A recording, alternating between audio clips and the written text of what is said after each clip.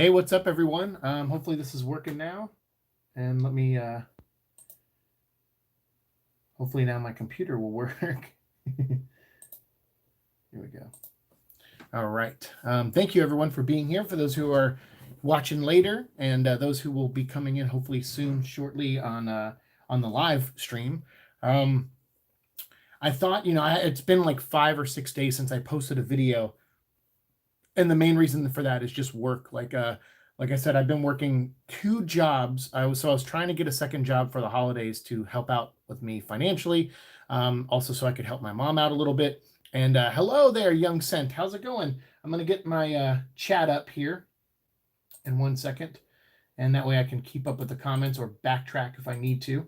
But hello there. How are you? Hey, what's up, Angel? How are you, Angel? So I had to get a second job, and turns out that I ended up getting 3 jobs. There was someone I know who is an artist who needs help prepping for some big project that they're working on. And so they asked me, hey, would you like to, maybe make a few extra bucks and help me out with this? And I said, sure, but unfortunately, I already have 2 jobs. So what do I do? Venom is awesome. You're right. Venom is awesome. I'm good. How are you? I'm doing great, Angel. I'm glad you are too. And so I was like, oh yeah, sure. I mean, when can I work it? Hey, Eddie's Mullet, what's up, dude? Welcome, welcome. By the way, I think Eddie, was it you? And then I think Lonely Symbiote sent me some digital codes. I think Lonely sent me a digital code for Venom Double Trouble. So I'll probably give that out in my next recorded episode. So yeah, be on the lookout for that. And I can't remember if Eddie or someone else sent me a code, and I never got around to giving it out. So I'll try to find that second code and post that as well on my next video. Or maybe we'll save it for our 450th episode. I don't know. We'll figure it out, but it'll be coming up soon. So yeah, and how's the lighting? I mean, it looks fine on my phone, but when I watch it on YouTube, it looks really off. Maybe I'll dim this down a little bit. Oh no, that just brightens it. Okay, well, that's fine. It's cool. Comics. Wasn't me offered to send you money so you could review comics. Oh, that's right. That was you. That's right. You did. Actually, yes, you did. And I do deeply appreciate that. But and I'm not. I don't do it out of pride where I don't, take someone's help if they offer it. I do have a friend who quite often will have to, he'll help me out, and I usually within like a week or two I pay him back, because sometimes just that's the thing, is like it's hard for me to hit that rent because our rent went up, and it's hard for me to hit that new dollar amount with the one job, so or especially when I'm just catching up on like other bills and medical stuff. So that's the only thing. And so I know by January I'll be caught up whether I got the second job or not, but I just, I didn't want to struggle as much during the holidays, and I wanted to be able to buy someone, like my mom or my nephew or something, like a gift or two, and actually be able to do that for, for once. I did that last year, but it kind of broke me a little bit, because that was right after my surgery too, and I spent that a little bit extra money I had, on gifts, and it was it was a rough eating week that week of Christmas, or the week after Christmas. So because I was working a second job, I told my friend, I said, I don't know if I can take a third job, although I really do need the money. And when they said I could do it at my own time, so like I can work on it like 2 a.m. if I want, because the stuff I have to do doesn't involve me having to physically go anywhere. I could do it from home. When he said that, I said, yeah, okay, cool. I'm down. I'll do it. I'll help you out. So very thankful to my friend for that. So yeah, now I'm working 3 jobs, and that one, I'll be putting in like probably 8 hours worth on Thanksgiving. Usually I volunteer on Thanksgiving, but I'm the only place I could find that was looking for people. And again, I didn't look too hard, but it was like someplace downtown, and I'm like, I don't know if I can get all the way downtown on Thanksgiving just because of gas. Like, I don't even know if I have enough gas in my car. Well, in your defense, if you took my offer, I would get Venom content in exchange. Yeah, I guess so.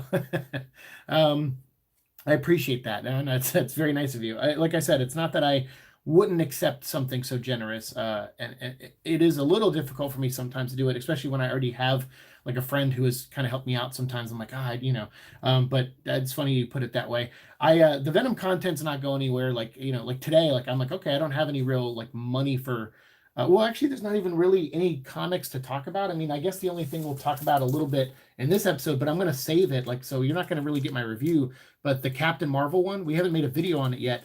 And I originally thought Venom 20 was not coming out this Wednesday. I thought it was coming out next Wednesday. And I said, nah, we'll be done with season 3 by then, because that'll be early December. So I don't think I'm gonna review Venom 20, but it turns out it comes out tomorrow. So tomorrow I will make a video on Captain Marvel and Venom number 20, like a dual review, and I'll post that on Thanksgiving. And then I have another video I want to make for Thanksgiving, just like a cheesy thank you kind of video for all of you guys. And so I'll try to post both those up on Thursday, and so you'll get Venom content on Thursday for sure. But today I was like, yeah, I don't have enough time to really do anything other than live stream. Like I wouldn't be able to film something and edit it and get it up before I went to work. And the weird thing is my second job, they never really gave me a schedule for the week. I know I worked Black Friday at my second job, but I wasn't sure if I worked any other days. So I've been going in every day asking them like, hey, am I working today? Am I working today? And yesterday I went in at 10, like right when they opened, and I was like, do I work today? I just want to make sure I'm not late. And they're like, no. Do I work today? I just want to make sure I'm not late. And they're like, no, you don't really work today. You're not on the schedule until Black Friday. And I was like, okay. I was like, well, that's good to know. And so they're like, but if that changes, we'll call you. And I was like, all right. And they never called me last night. So I'm like, so I guess that means I don't work today. I hope I don't get a call saying, hey, you're fired. You didn't show up for your shift. I'll be like, no, I just got this job. Like you guys told me I didn't work yesterday. So hopefully that's not the case. But I think I'm just, I told them, I said, I don't have to work a ton. I just need like a day or two a week or 3 days if you want. I'm just using the extra money to help out. And then with my friend now, I can use that extra money to help out too. So I should be caught back up by the end of the year as we go into season 4 of the Venom vlog. Donnie keeps saying how huge Venom 20 will be. Yeah, well, I don't care because honestly, Donnie Cates, like Absolute Carnage number 5 is the book that should have been huge and amazing. That's the book you should have put all your effort into. Yes, the Venom tie-ins with Dylan, I really enjoyed. Honestly, that was my favorite part of the Absolute Carnage stuff, especially regarding the Donny Cates stuff that he wrote. I really like that, and I like Yvonne's artwork a lot, and I like Ryan Stegman's artwork, but I just thought he was given nothing really interesting to write, to draw. I felt like every time it was like, oh, here's a battle. We can get a Ryan Stegman, Venom Hulk versus Carnage battle. It lasted 1 page, one big splash page or whatever. I was just like, I don't know. The more I think about Absolute Carnage, the more I don't like it at all, actually. Especially as event, it fails as an event book, in my eyes. And again, I said in my review, I said maybe it's unfair to compare it to certain events from the past, but that's what else do we do as reviewers, right? It's like I look at, like, I don't think Marvel has a good track record of events anyway, but when I think of ones that were like effective, like Siege, not a lot of people like Siege, and I get why. It's not super well written, and a lot of the tie-ins really didn't make sense to own. That's typical for Marvel, but it was a 4-issue, like, in and out. Here's the point. Norman Osborn's attacking Asgard, and then at the end, he gets defeated. Boom, boom, boom. And they focus on the characters they need to focus on, and they do that. So with this Absolute Carnage, when I read it, I was like, this doesn't feel like an event.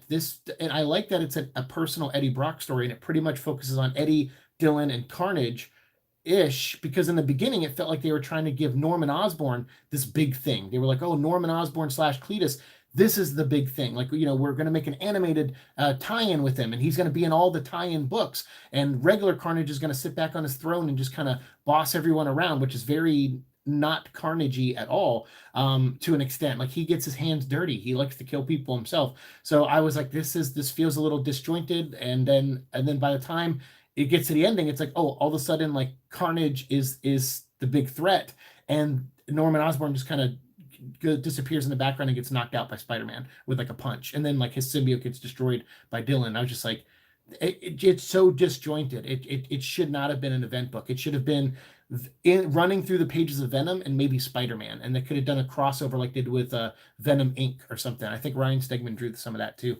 So it should have been something like that, especially when you look at it in retrospect. And a lot of the tie-ins, like this Captain Marvel tie-in, we'll talk about it on my review tomorrow, or when it goes up on Thursday, but unnecessary. I mean, it was neat to see her fight her Flurkin cat with a symbiote. It's neat, but that's like maybe 3 pages in the main book that could, and she didn't even add anything to the story. Like, Carol's so pointless in this. Like and then they're like, oh, she's gonna show up in the final battle, and then you see her in Absolute Carnage 5, and I was like, wow, I better go read the other book to see what she does in that book to make it to where she's part of the story. And I read her book, and I'm like, yeah, it's fine, it's a fine book, but it doesn't. I'm like, why is she here? Like, just because her cat got possessed? Why did the cat get possessed? Why did we need that story element at all if it really doesn't pay off in the main book? Because in the main book, when she shows up with the other heroes, it's one panel, and that's all you get. So it's like, it's so much waste. Just so much. What's up, Panhead? How's it going? How are you? How are you? Yes, his stringing along the Dylan arc is becoming comparable to Nick Spencer's Kindred. It is a little bit, and here's why the Kindred thing is still a little bit. It's starting to get old, but why I'm more interested in that than Dylan is because Kindred, at least, I'm hoping the reveal is so good. Because otherwise, why drag it out so long? That it matters in some way. A lot of people said it was going to be Harry Osborn's mom or something. I'm like, yeah, it could be. I don't know. Like, that's a neat concept to bring her in, because they never really did much with that character at all. So I don't know. It could be anyone.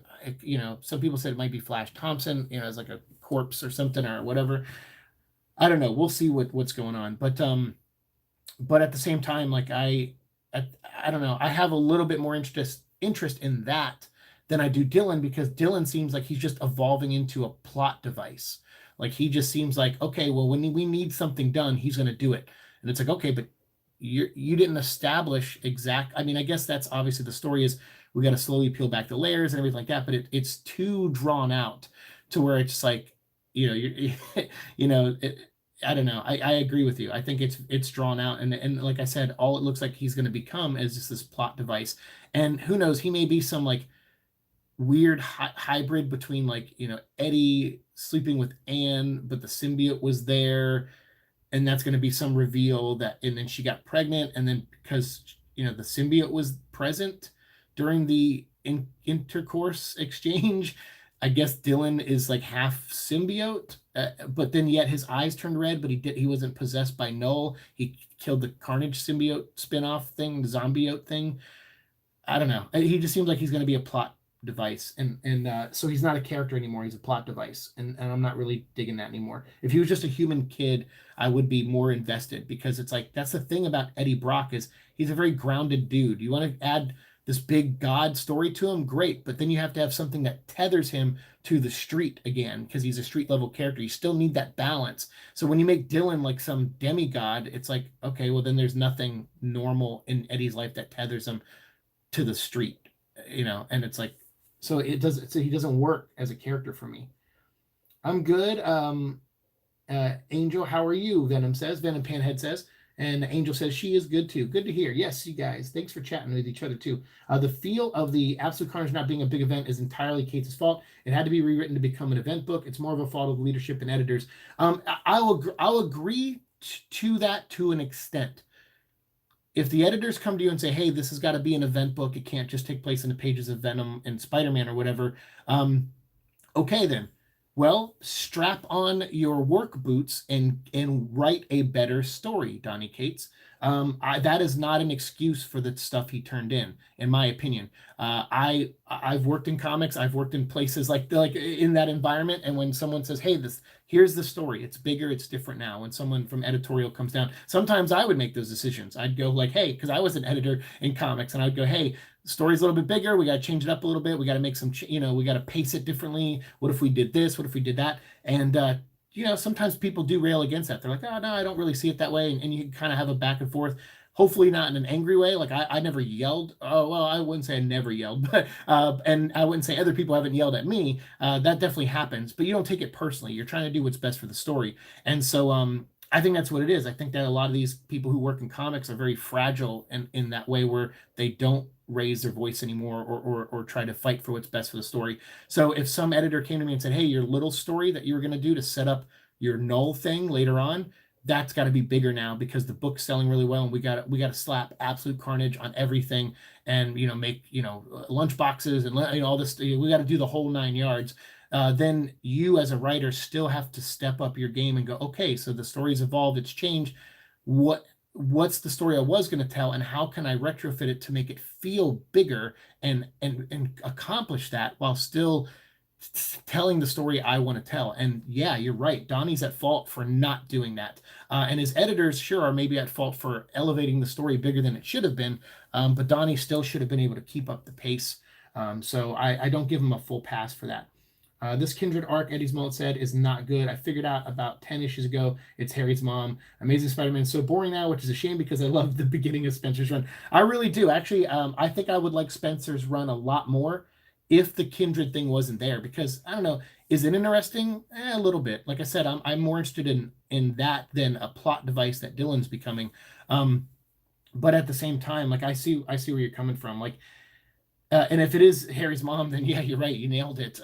And if it is Flash Thompson, other people nailed it. Whoever it is, I don't know. I guess it doesn't.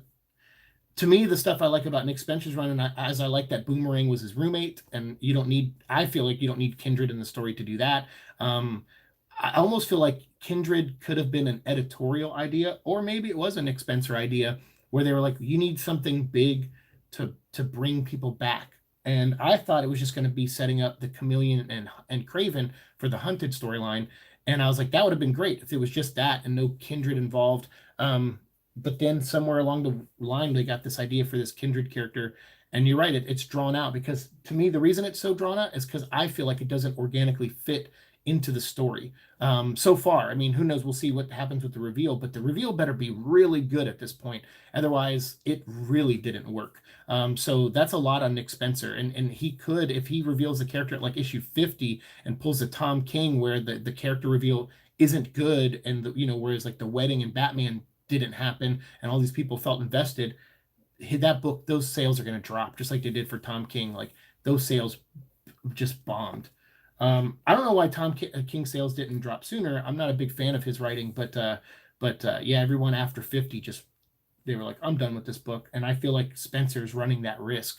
But I'm really enjoying the 2099 stuff right now, but I don't want to get too much in that. I know it's the Venom vlog live, but maybe we'll do a Marvel live stream at some point, or maybe I'll do a Seek and Destroy vlog where I talk about the 2099 stuff, because I actually really like those issues. And again, Kindred has nothing to do with it. So I feel like, they keep putting Kindred on the back burner when they have these, tie-ins, or when they did Absolute Carnage tie-ins, it was just 2 issues.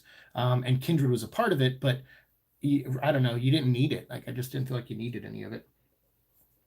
Hey, what's up, Georgie? How's it going? Hi, I'm looking forward to the Aldo Jones's Joker weird trailer.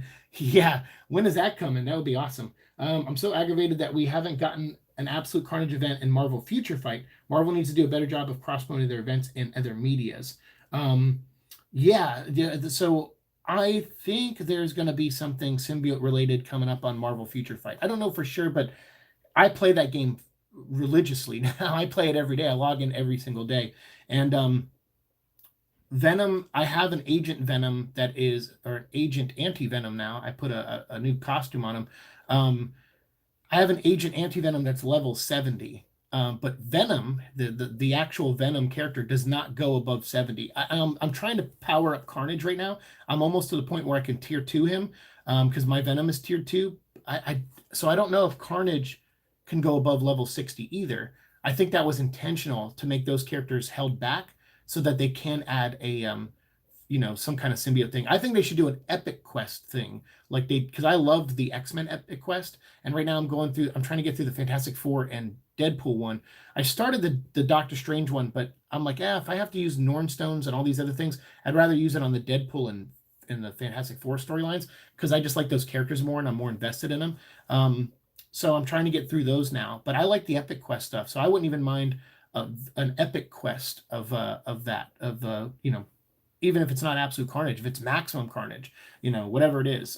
But I'm sure it will be Absolute Carnage, because the book sells and stuff. But I saw, it was nice to see, though, other people disappointed in the book, not because I don't want the book to do well, but it was just great to finally not feel like the sole person that didn't like something Donny Cates did, because I feel like, I know some of you guys will agree with some of my criticisms, but I think for the most part, people really liked what he does. And me, I'm kind of I got more and more distant. Like, the more he did, I'm just like, I like the idea, but your execution is way off to me. Like I can't get into the story at all. It's not even fun anymore to pay the money. All I think about now is how much money I lost on buying all these Absolute Carnage books. But I also think about all the fun we had on the show talking about them, and not all of them were bad. To be completely fair, not all of them were bad. Like I said, Donny Cates's Venom issues that tied in with Dylan, I like those. But then, so when he says, "Oh, Venom 20 is going to be a big deal," it's just like, yeah, I know it's the kind of the epilogue, and it'll probably set up the next story, but sorry, but you learn to write an event book, dude. Like, get it in those 5 issues. Give us our money's worth, because those books are $4.99 each. Venom's $3.99, and you're gonna you're gonna make me pay for all these $8 and $5 books just to give me everything that we asked for in a $4 book. Like, yeah, screw that. They were dropping, then King killed Alfred. Yeah, right. Yeah, because he was like, I got to leave a mark on Batman. I can't be the guy who's known for ruining the wedding, so I'm going to be the guy known for killing Alfred. And then that whole Alfred issue that just came out, 83, where it's like a letter where Alfred basically admits that he knew he was going to die and that Bruce wouldn't save him and all this stuff. And I'm just like, God, I can't. Tom King makes Donny Cates look like Shakespeare. Yeah, that's how bad Tom King is, in my opinion. And I hate being that negative on someone, but I cannot read anything he writes ever. Like, I'd rather pick up a Bendis book than a Tom King book. And I will not pay for a Tom King book. There's no way. I mean, I hope he gets better as a writer, but that's just my opinion. There are a lot of people out there that really like his stuff. So I'm just a dude. So to me, I don't know if he'll ever get better to me. He would have to completely rethink how he approaches storytelling. And I don't know if he can do that. My Venom is ranked 9 in the world. Carnage will be able to become level 70 after the update tonight. Really? Carnage will be? Oh, good. I'm glad. I have 3 things for Carnage that are 20'd, 20 plus or 20 out or whatever. I have 1 more that I'm working on to get him to 20. And then once I get there, I can tier 2 him. So that's good to know. So maybe I'll use my tier 2 at the end of the month that I'm working towards with my logins. Maybe I'll use that to make him tier 2. Because getting that's the thing about Carnage and like some of these characters like on that game, you have to buy the biometrics, the monthly biometrics or daily biometrics. You have to buy those to get those guys leveled up. So I don't want to buy another month of biometrics just to up Carnage. I'm just going to use the tier 2 advanced like thing that I get at the end of the month. Because yeah, I think I have 8 characters right now that are ready to be tier 2, but I just don't have enough either money or biometrics for them or whatever. I'm trying to level up my Sentinel right now. I love Sentinels. So my Sentinel is almost to level 6, which I'm very excited. I can't wait for that. About Venom 2 predictions. Do you think the most obvious one will be Carnage framing Venom, especially in the first 2 acts? I don't think we need a story like that. Framing a character only works when the character is like a beloved hero. I would say most of San Francisco, they know that a giant monster ran around and they did that chase scene and he took down Drake's men and all that stuff. But again, that could all be seen as rumors. We didn't see anything at the end that had someone getting video footage of Venom doing something. Obviously, there's Life Foundation scientists that escaped with their lives at the end when they saw Riot, freak out and fight everyone. But I feel like for the most part, at the end of that movie, it didn't end with people cheering Venom's name. So framing Venom doesn't work. Does framing Eddie Brock work? No, because that's what they did in the first movie. Eddie Brock was his reputation was ruined by the Life Foundation. He was found to be they kind of deemed him a fraud and said the information he had was wrong, and he got the information from his girlfriend / fiance Anne Wang, and so his life kind of fell apart in the first movie. So no, I would say framing is probably not going to be a story element of the next movie. I would say that doesn't make sense, and it's too close to kind of what happened to Eddie in the first movie. You can call or message me. I can give you better direction on growing in. Oh yeah, and thank you for offering the those challenges, those big ones where you fight the world boss and stuff, like the Galactus and stuff. I'm sorry, my Android connection sucked. That pissed me off so much that I got booted out of there when I was with I was like Agent Anti-Venom, I think, on your team because he's my highest, tiered character, and he's like, well, he's level 70 now, but yeah, I remember we were playing, and then it was just like, you're disconnected. I'm like, you gotta be kidding me. Like, yeah, because I was really looking forward to the rewards of that battle, and yeah, I really want Silver Surfer. So yeah, I will. Right now, I just log in daily and just do a couple things and try to level up some characters, but I don't really play it that much right now because of work and stuff. So I do like a 30-minute thing every morning where I just log in, spend some money, do some things, not like cash money, but like coins in the game, and I try to level up some characters, and then I log out after that. So when I get back to playing it, I'll let you know. Well, I know you're disdain for Bendis and Cates. For you to King below is saying something. Here's the thing is about Cates is I don't hate that guy. Actually, I see a lot of potential in his writing, and I know Bendis is a good writer, but he just doesn't show it that much anymore. Like he kind of phones it in a lot. He writes too many books, and you just can't give quality on that level when you're writing that much. You just can't. Like maybe you could do 2 or 3 books a month and they're all pretty good quality, but you can't do like 8 a month. DC made a big mistake hiring that guy, I feel, and I don't think he's really adding much to the characters he writes. I don't think he's doing that good of a job, but that's just me. But again, like, so Donny Cates, I don't dislike the guy. King, I don't know him on a personal level, and I don't know much about him. Someone told me he was like in the military or something. So like, obviously I'm thankful that he fought in the military. I thank everyone for their service, but just based professionally on comic writing, what I've read of his, I can't get through it. It's too bad for me. Like it is. And some people will say, oh, that's hyperbole or you're over exaggerating. I'm not. I really can't get through a Tom King book. I can't. So that's why I don't pay for them. I mean, I like sometimes I'll go to the store and I'll like pick up and read like the first 3 pages, which is pretty much what they put out online as preview pages. But every once in a while, because someone will say, dude, you got to read this issue, like you got to read the Kite Man issue, or you got to read this Alfred issue. You're not going to believe what they say. So I bought issue 83 and read it and was like, God, I hate that I spent $4 on this so much. I hate it so much. But with a lot less Absolute Carnage books now, at least I get to try new books. So I'm happy about that, but I hate it. I'm like, man, if I could return that book and swap it out for another $3.99 book, I would. But I wouldn't do that to my local comic store. Fact 67, Spider-Man PS4 game is a big FU to One More Day comic with Aunt May dying and all that. Is that fact number 67? I gotta see your list of the other ones. I think a lot of things are a big FU to One More Day nowadays. I think Straczynski even said, he's like, that's another one where that was like editorial mandate, like by Joe Quesada and stuff, to do these things.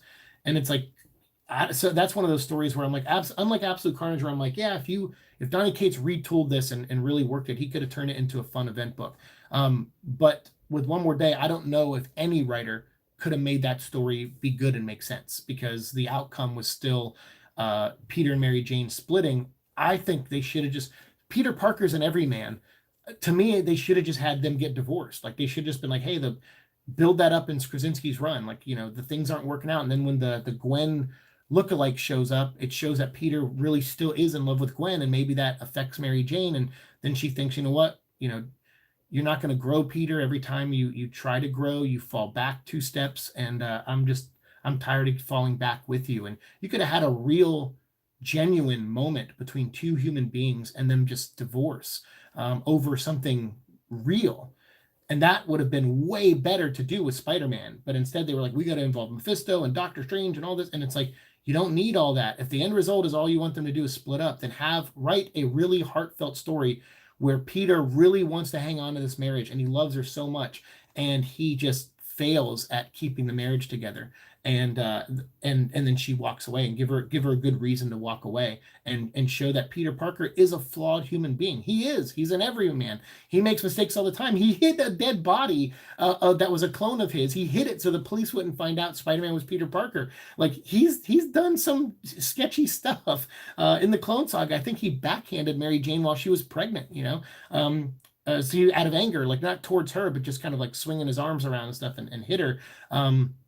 And of course he instantly regretted it. So it's like, but he's a flawed dude. So just like, I don't know, they missed their opportunity of just having a normal split between two characters. And instead they did this whole like fantastical thing where they had to unwrite people's memories and all that, and it's just like, whatever. I don't know. Whatever. You might be busy with comics, but how many episodes of Disney's Spider-Man cartoon have you watched so far? I've watched it all the way to season 2, and now I'm waiting for the finale. Well, Georgie, a Spider-Man PS4 is a big F you to Venom in general. Oh, yeah. I guess like, a lot of people don't really like what they're doing with Venom in that game universe. I'm interested to see where it goes in the next game, but I will be honest, they got to work hard to convince me on that being a good idea. Hopefully by the end of the second game, it ends up on Eddie Brock. So we'll see. I figured in Venom 2, Eddie and Venom are going to be or feel responsible for Carnage's escape.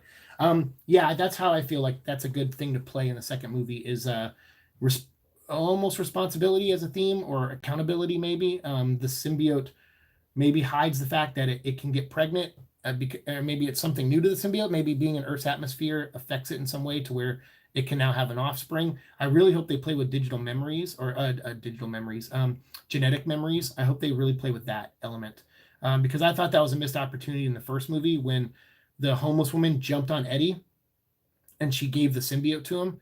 I thought that would have been a really great moment to just do flashes in Eddie's head of her life, show her like as a somebody. Maybe before she was homeless, she was like a dancer when she was younger, or she was like, a mom or something, and had a fight with her kids when they were in their 20s, and they kicked her out of the house because she had some kind of drug addiction or something. Like, they could have really done something really emotional there, and also showed off the power of the symbiote, that it gives the memories of the previous host to the new host. And that could have been things that affected Eddie, and then he could have felt that lady's loss more when she died, and then he could hate the Life Foundation even more because they're responsible, in a way. So I don't know. I think that was a missed opportunity, and that's something I would have added into the script of the first movie. So hopefully the second movie does something like that, so that way when the symbiote transfers to like Anne, she can get Eddie's memories along with the symbiotes, and then at that same time you can show Clintar through those visions, so that she's like, oh, this is an Eddie memory of when he was a kid, and then boom, oh wow, now I'm on Clintar seeing Venom board the ship or the asteroid that's going to be sent to Earth for them to invade with Riot and everything. Like, that's so many cool things you could have done with that, and for easy exposition, but while still furthering the narrative. And I feel like it's a missed opportunity. Spider-Man, though, I haven't watched any of the cartoon on Disney Plus. I've been watching X-Men. I'm a bigger X-Men fan than I am even of Venom or Spider-Man. So I even have an X-Men shirt on today, Xavier's School for Higher Learning, but I also have a Venom sweater over it. So, but yeah, I love the X-Men. So right now I'm watching season 1 of the X-Men cartoon, X-Men Evolution season 1, and Gargoyles season 1. So those are what I've been watching on Disney Plus. And when I say watching, I mean I have them on in the background when I'm like working late. Quesada thought having Spider-Man getting divorced made him feel too old. He wanted to de-age the character, and while I don't think One More Day was great, it was the right decision in the long run. I disagree. It was not the right decision. 100% disagree. And people get divorced at 20 and 22. So Quesada's an insane person if he thinks that. So yeah, I disagree with all of that. The reason they had to do it is because of obviously his identity being revealed. So, but they could have easily still done a Doctor Strange mystical thing after the divorce. It could have been Peter going, look, people are going to still come after Mary Jane. They're going to try to hurt her to get to me, even though we're divorced. They're still going to come after her because I'm Spider-Man. So can you make everyone in the world forget I'm Spider-Man? And except for maybe yourself or whatever, and even Mary Jane, and that could have been another hard decision Peter could have made. So no, I disagree with all that. I don't think it was the right decision in the long run at all. I think that maybe the memory thing, sure, I'll give a little bit on that one, that maybe needed to happen on some level, but the rest of that story I don't at all. Flawed character is better than Mary Sue. Looking at you, Star Wars. I can't respond to that because I actually disagree with that for the Force Awakens. I don't think Rey was pictured to be much of a Mary Sue in that one, but because I'm assuming that's the character you're talking about. But I can't say that for the Last Jedi. I feel like that one.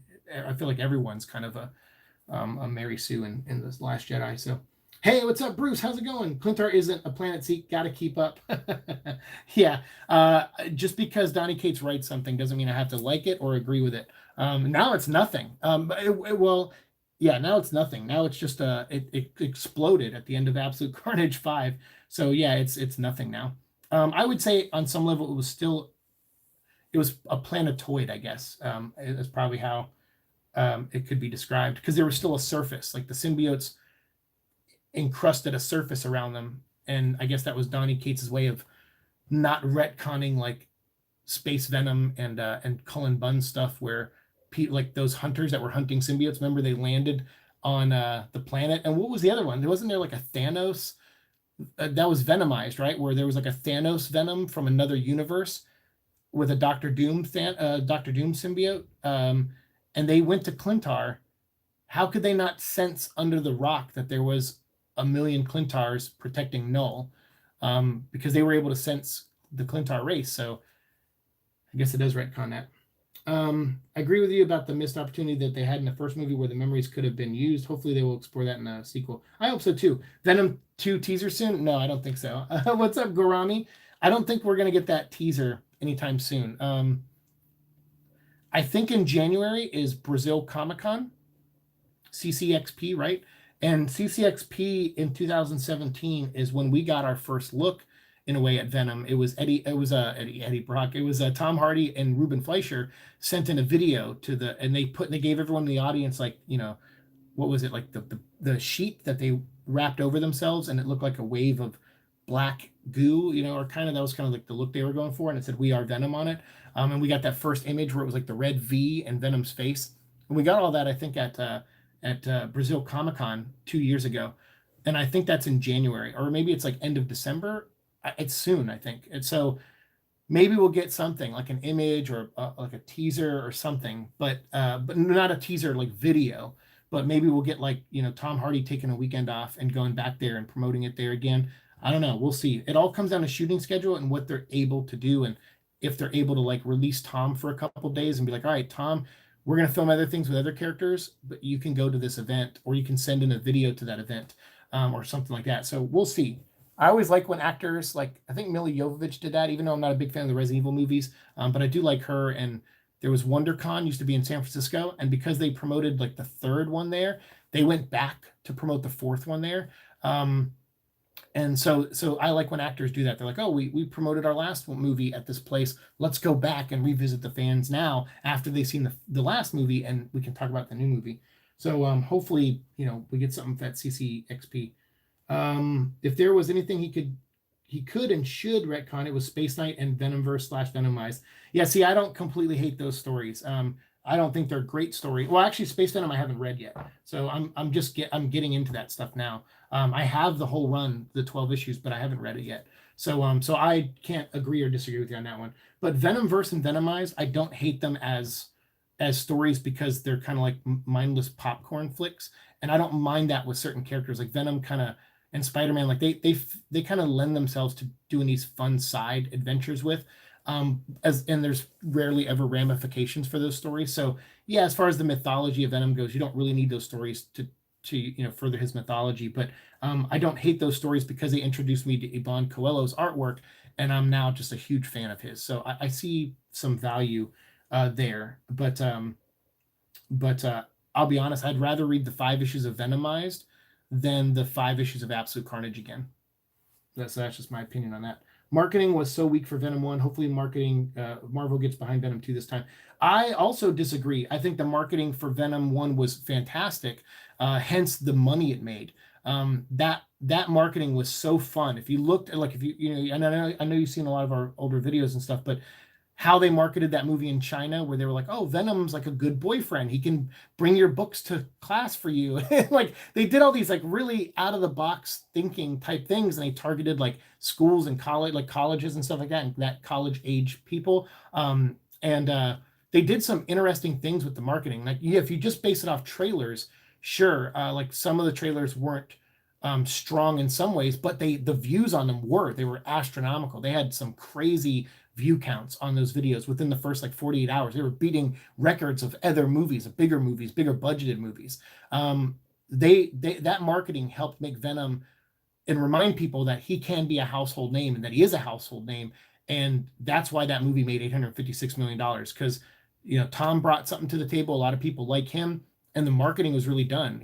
They were in magazines Michelle Williams was doing articles for women's magazines, and that pulled in a women audience, and they really spread themselves out. So I don't know. I don't know if I can agree with that, because we made so many videos about the marketing of Venom 1, and I remember all those videos. I was praising their marketing.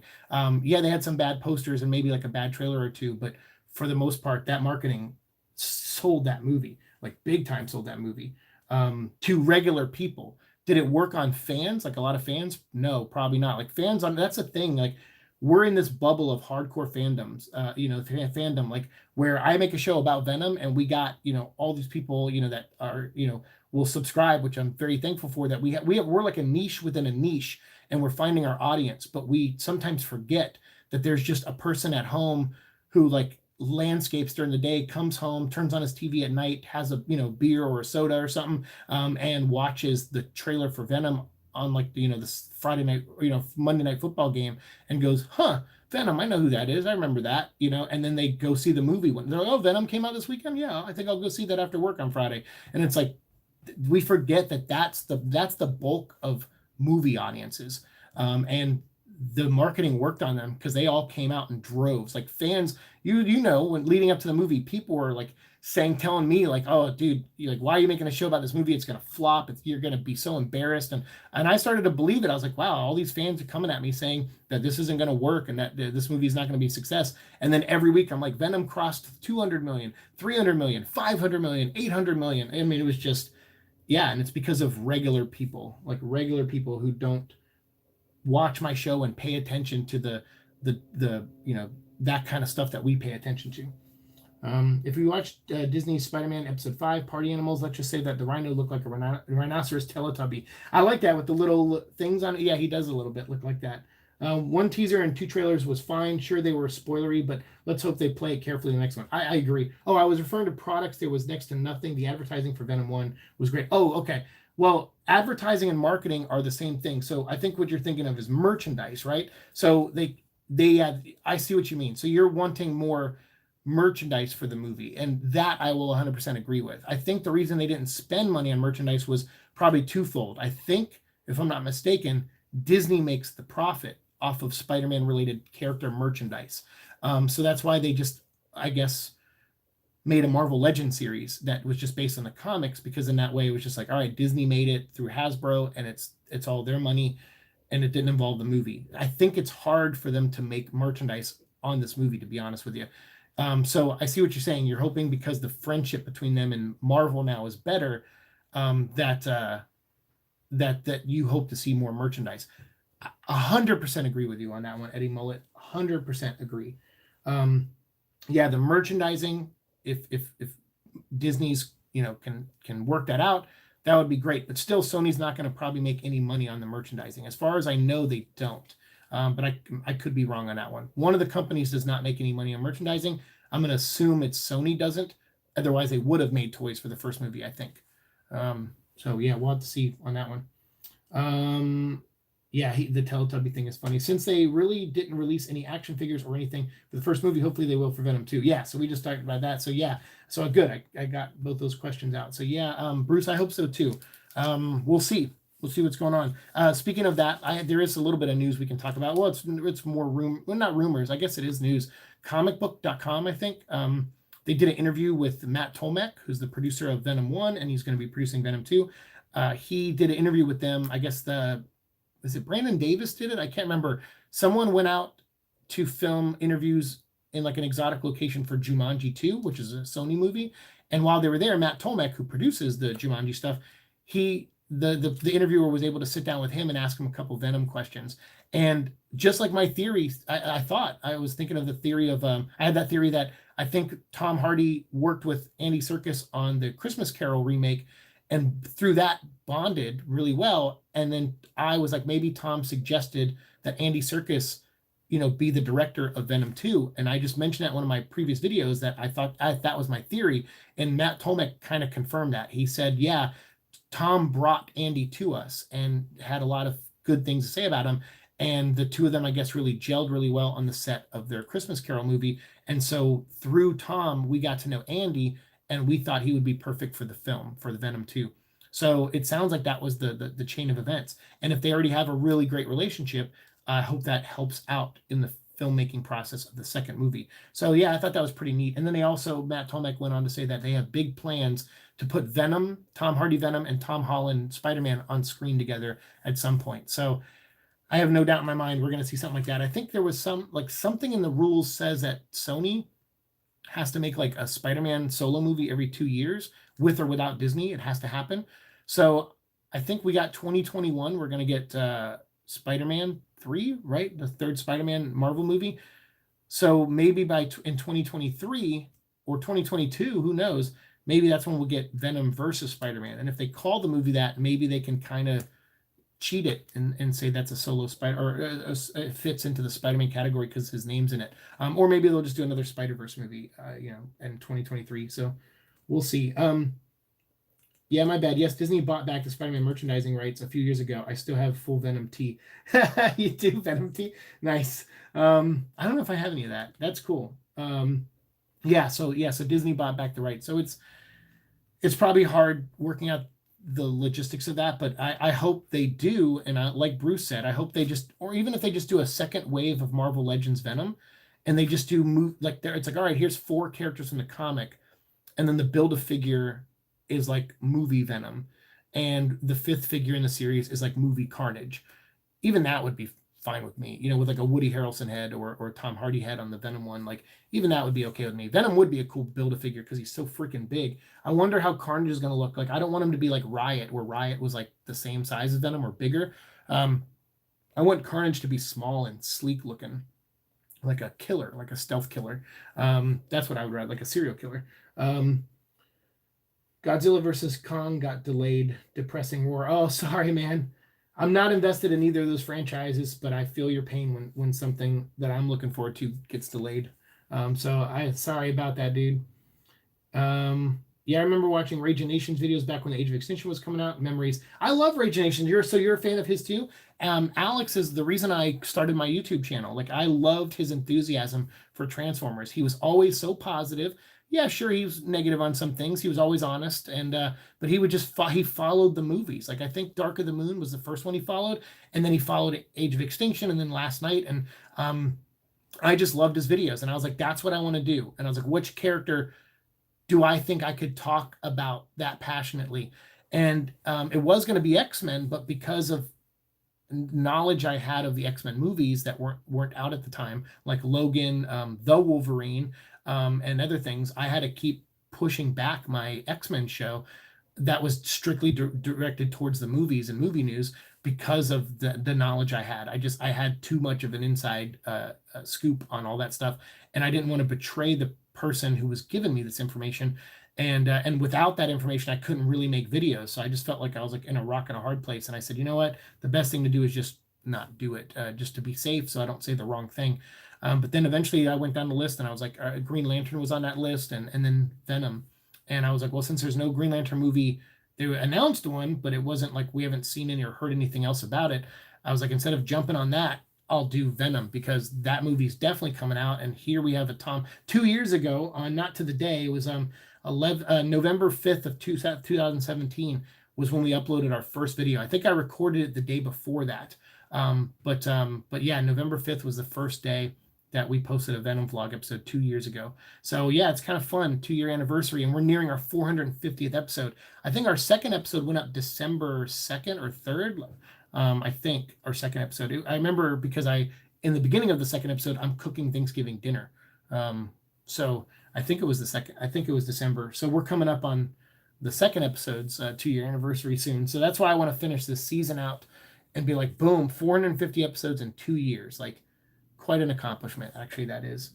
And I couldn't have done it without you guys. I mean, someone was asking me the other day, like, if no one watched your videos, would you still make them? And I go, probably. But the problem is I wouldn't have made them as quickly. I go, the reason I like pumping them out and why I always apologize when I don't pump them out is because I like the interaction. That's why I'm so glad this new phone I can do live streams, because now I can get the interaction I've always wanted with you guys on this show. I just got to pick a better time to do live streams, and I will in January for season 4 when I'm down to one job again and I can schedule better. And we'll pick like, you know, a night, you know, maybe every week. Like we'll pick 2 days because I have to have an open availability at my work. So I'll be like, all right, either Monday or Tuesday at this time, and one of those nights I'm bound to have off. So we'll figure it out. Yes, all the movie rights except the Universal Hulk deal requires a movie amount after X amount of years. Yeah, right. Okay, so Spider-Man they have to pump out movies with Spider-Man, and I don't know if Spider-Verse counts because it's animation, so I don't know. If it did, then they'd be fine as long as they pump one of those out every couple of years. But yeah, they gotta keep Tom Holland going. You know, they gotta keep pumping out Spider-Man movies. Give us a Build-A-Figure Riot. Have plenty of Venoms already. She-Venom, Phage. Yeah, but you don't have a movie Venom. You don't have a big movie Venom, do you? Or did they make one? Maybe they did make one. Yeah, Riot. Okay, I can see that too. Have plenty of Venoms already. She-Venom, Phage, Agony, Hybrid, and Sleeper all have had a Legend figure. Yes, you're right. All of those guys have. So yeah, we don't need to do those characters, but we can do like you know, I don't know. Like I guess a Carlton Drake character would just be too boring. Unless you made him part of a Riot thing, like a 2-pack or something. But yeah, I don't know. That's good. I you know, Venom. Well, now with the Venom comics, I feel like they would do like if they did a Build-A-Figure, it would probably be Absolute Carnage. You know, where he's like big and imposing looking. I know that guy John Christopher, whatever his name is, who does like the Marvel Legends variant covers. He now works, I think, at Hasbro and does toy designs for them. So I think a lot of the toys the toy covers he's been doing lately could be precursors to actual toys at some point.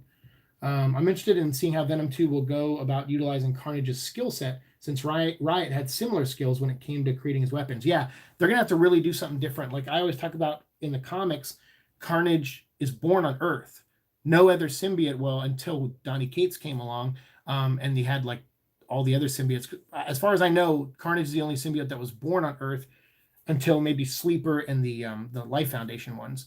But Life Foundation symbiotes weren't a natural birth. They were pulled from seeds within the symbiote and then like nurtured to grow.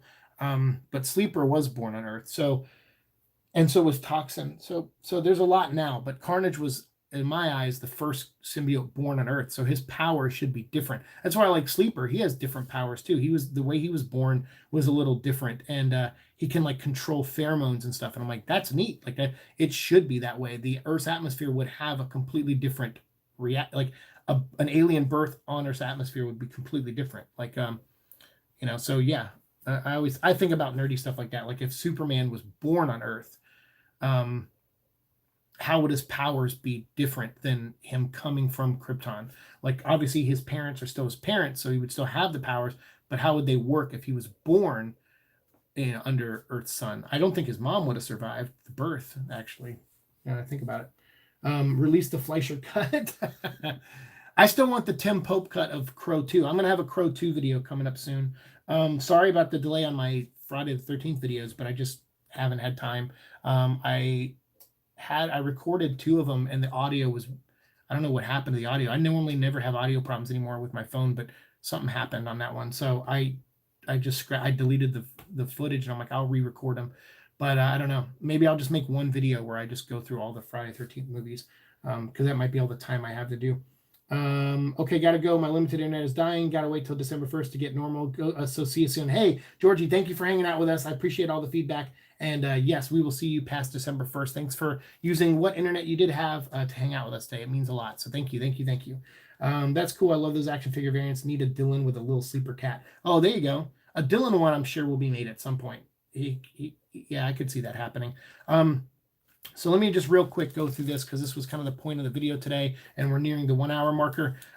We talked a little bit about some news. I answered a lot of your questions. We can still do that, so feel free to ask.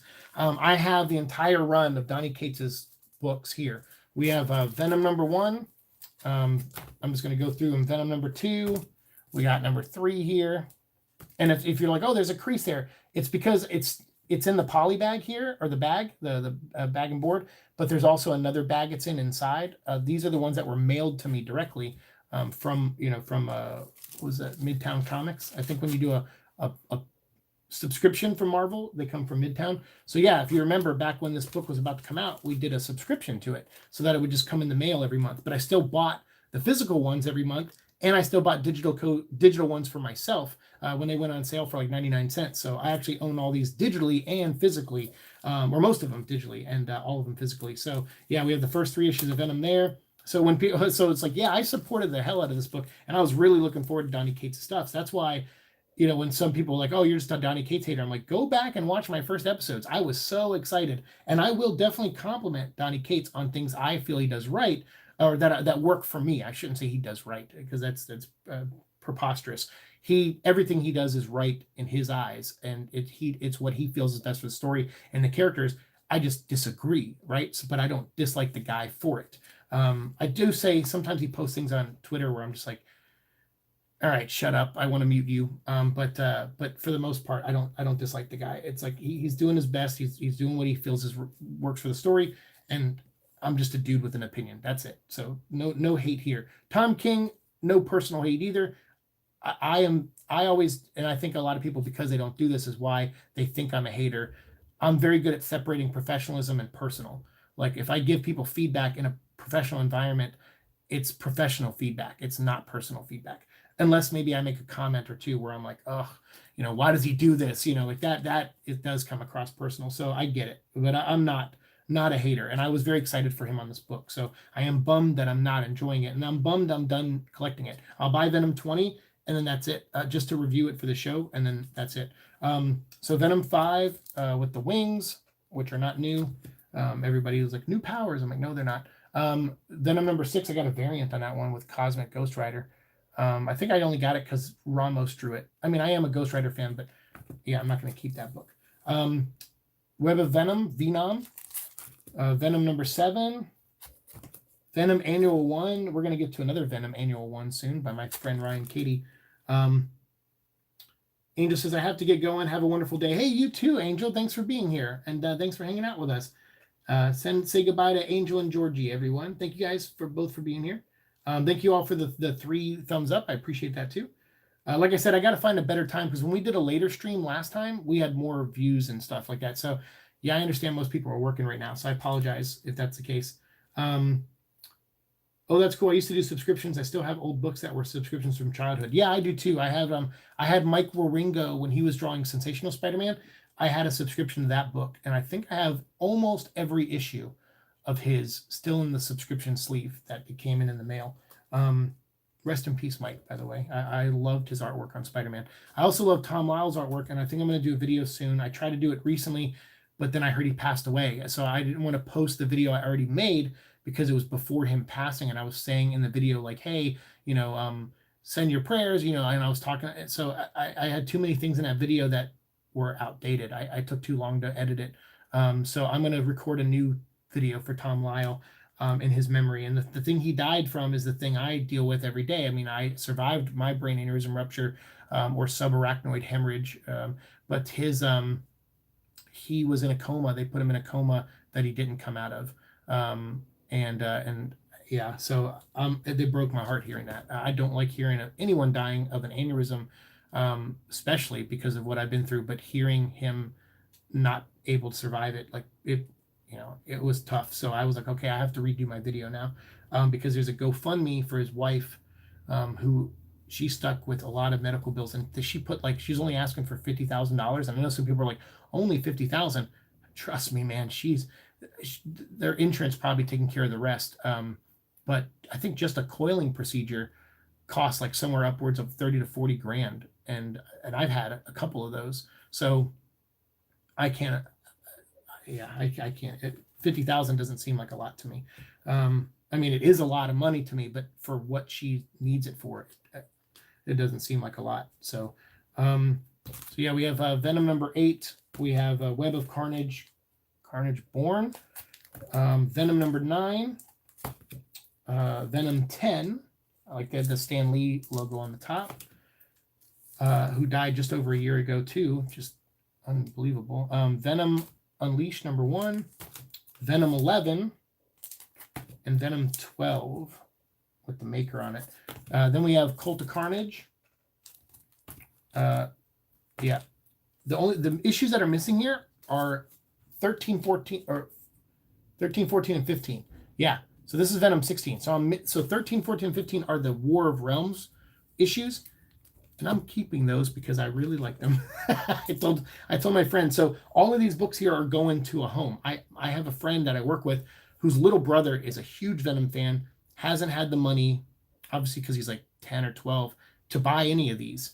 And I said, does your brother want the entire Donny Cates Venom run and all the tie-ins to the Absolute Carnage stuff? And he was like, for real? And I said, yeah. I said, I'm gonna keep 3 issues for myself that are tying to War of Realms because I really liked that little run. And I just don't want to go out and buy I don't have the digital ones of those. And I didn't want to go buy the trade if I already own the singles. So I said, it's going to miss like 3 issues, but you can have the rest. And he was like, no problem. And so when I was like, all right, it's going to a good home and it'll go to someone who's a kid who will really love these, that made me feel really good. I'm like, okay, good. So see, I found a good home. I didn't rip these comics up like some YouTubers will, or when they hate things. I found a good home for it. So like I'm doing my best. I'm spreading, and I know my friend's brother will love these books. He loves Venom. He loves Carnage, and I know it's going to go to a good home. So that makes me feel good. So these aren't getting thrown away or put in the trash or donated somewhere where they're going to get lost and separated. All these books are going to one person, and it'll be a good home for them. So we have Funeral Pyre #1, Acts of Evil. That's my friend Ryan Katie's book. Free comic book day issue we'll have there. Separation Anxiety. I think I started putting these in reading order, and then at some point I gave up. I was like, forget this. 2 copies of Absolute Carnage #1. Neither of them have a sketch in them, a Mark Bigley sketch. So if anyone out there is curious, I don't have any. I think there's still some of those out in the wild, but I don't know. I don't know if all 20 have been found yet. We got Scream #1. We got Carnage Deadpool #1. Absolute Carnage #2. Miles Morales #1, Lethal Protectors #1, a Venom variant for issue 17, and then the regular cover to number 17 by Kyle Hotz.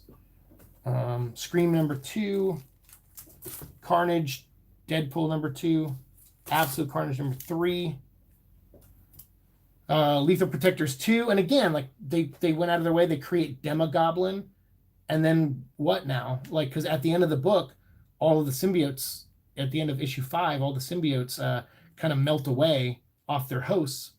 So does that mean she went back to just being Shriek? And now she's Shriek without her Carnage?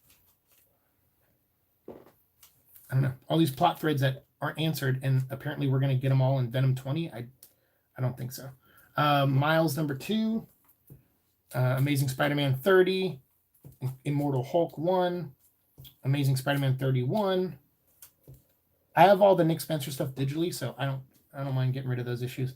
Miles Morales 3, Venom 18, Absolute Carnage 4, Absolute Carnage vs. Deadpool #3, right? Yeah, 3. Scream #3, New Avengers #1, Lethal Protector 3, Venom 19, cool Kyle Hotz cover, all that stuff.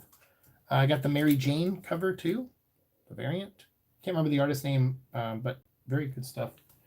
Weapon Plus, Absolute Carnage 5, and Captain Marvel 1. And then I'll add Venom 20 onto this, but I'll give away the digital code for this and Venom 20 on Thursday on my review for those 2 books. And then I'm going to put all these together, put them in a short box with a bunch of other comics that I'm trying to get rid of, and I'm going to give them all to my friend to give to his little brother. So they're going to go to a good home.